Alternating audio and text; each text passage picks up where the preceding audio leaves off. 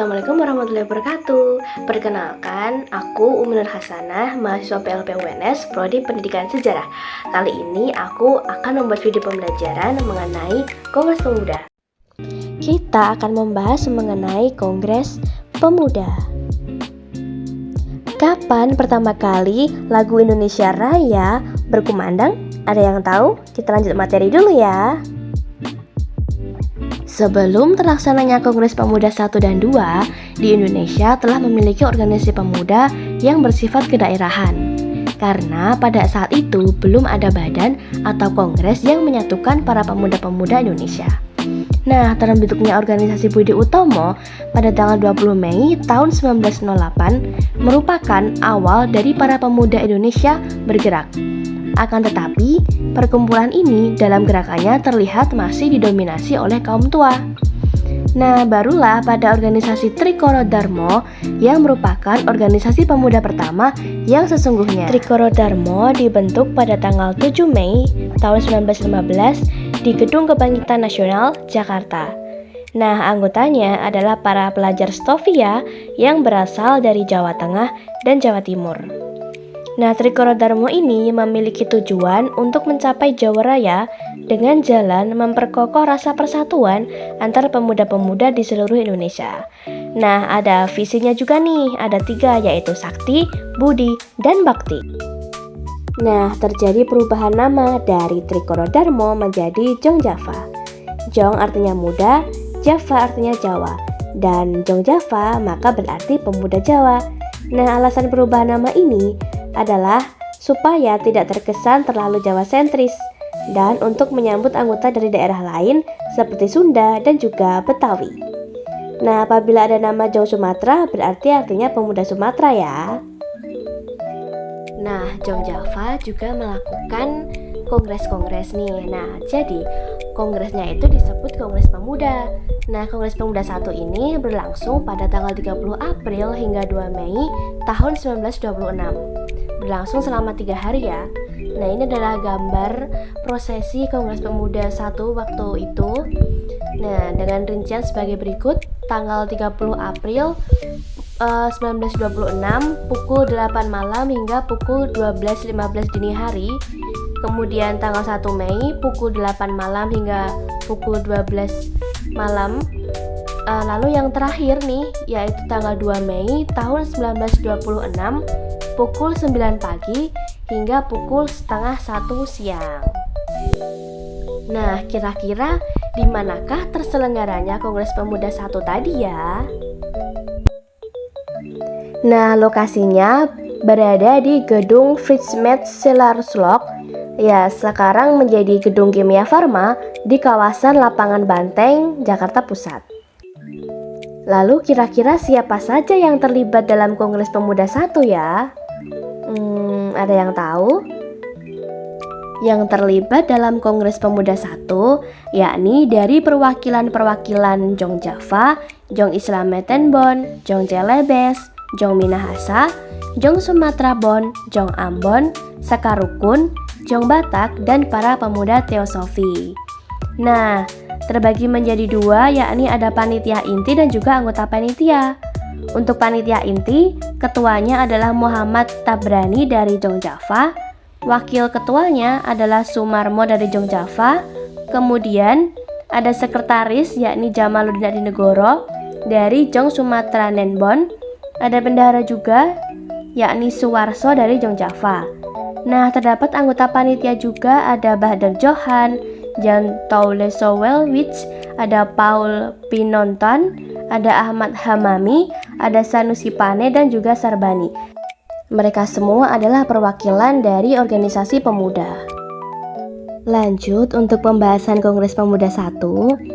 Dalam Kongres Pemuda 1 ini membicarakan tentang gagasan-gagasan cita-cita persatuan Indonesia. Nah, tokoh yang mengemukakan adalah yang pertama Bahadur Johan.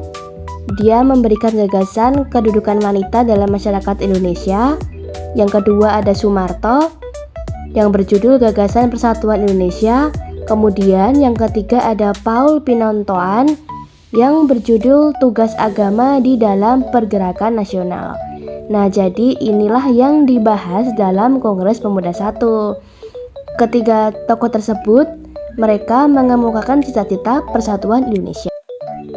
Terdapat juga tokoh lain yang mengemukakan cita-cita persatuan bangsa Indonesia, yakni Muhammad Yamin. Siapa yang tidak kenal dengan beliau? Nah, beliau cukup terkenal ya. Nah, beliau juga turut menyampaikan gagasannya, yakni kemungkinan perkembangan bahasa-bahasa dan kesastraan Indonesia di masa mendatang.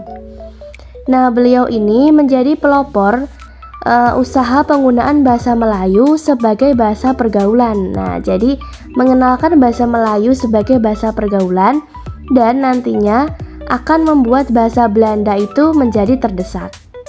Nah, bagus bukan cita-cita yang dikemukakan oleh Muhammad Yamin? Selanjutnya adalah Kongres Pemuda kedua yang berlangsung pada tanggal 27 hingga 28 Oktober tahun 1928. Nah, ada rapat pertama yang berlangsung pada tanggal 27 Oktober tahun 1928 di Gedung Katolik Jonglingen, Jakarta. Nah, ini terdapat usulan-usulan yakni dari Muhammad Yamin, yaitu 5 faktor yang memperkuat persatuan Indonesia. Yang pertama ada sejarah, kedua ada bahasa, ketiga adat, keempat pendidikan, dan juga yang kelima yang terakhir adalah kemauan. Nah, lagi-lagi Muhammad Yamin ya, jadi beliau ini sangat terkenal dan beliau merupakan pelopor persatuan Indonesia. Lanjut yakni rapat kedua yang berlangsung pada tanggal 28 Oktober tahun 1928 pagi di Gedung Java Bioskop. Pada rapat ini, tokoh pembicaranya yakni Purnomo Wulan dan Sarmidi Mangun Sarkoro. Rapat kedua ini membahas tentang pendidikan. Nah, di mana anak-anak itu harus mendapatkan pendidikan kebangsaan dan terdapat keseimbangan antara pendidikan di sekolah maupun yang ada di rumah. Nah, jadi rapat kedua ini fokusnya pada pendidikan. Nah, pendidikannya terlebih kepada anak-anak yang pendidikannya harus seimbang nih antara sekolah dan juga ketika dia di rumah bersama orang tuanya. Selanjutnya, yakni rapat ketiga yang berlangsung pada tanggal 28 Oktober tahun 1928 akan tetapi dilaksanakan di malam hari di Gedung Indosiar Club Kebau Cukboy, Jakarta. Nah, tokoh pembicaranya ada Sunario, Ramelan, dan juga Muhammad Yamin. Nah, lagi-lagi Muhammad Yamin lagi nih. Nah, rapat ketiga ini membahas tentang pentingnya nasionalisme dan demokrasi selain dari gerakan kepanduan. Jadi, mereka berpendapat bahwa gerakan kepanduan itu tidak cukup, akan tetapi juga penting untuk melakukan nasionalisme dan juga demokrasi. Nah, pada rapat ketiga terbitlah Sumpah Pemuda. Nah, Sumpah Pemuda ini dicetuskan oleh Muhammad Yamin yang bunyinya seperti ini. Kami, putra dan putri Indonesia, mengaku bertumpah darah yang satu, tanah Indonesia. Kami, putra dan putri Indonesia, mengaku berbangsa yang satu, bangsa Indonesia. Kami putra dan putri Indonesia menjunjung bahasa persatuan, bahasa Indonesia. Nah, ini yang kita kenal sebagai Sumpah Pemuda yang dicetuskan oleh Muhammad Yamin.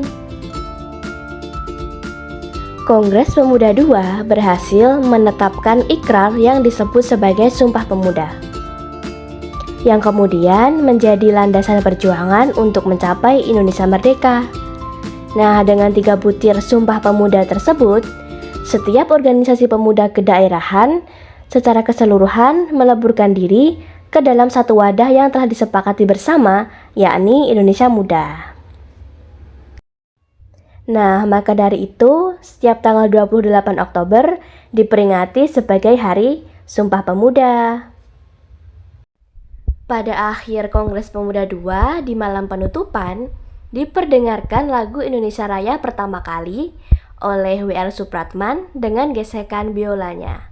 Nah, jadi lagu Indonesia Raya pertama kali dikumandangkan itu setelah Kongres Pemuda II ya.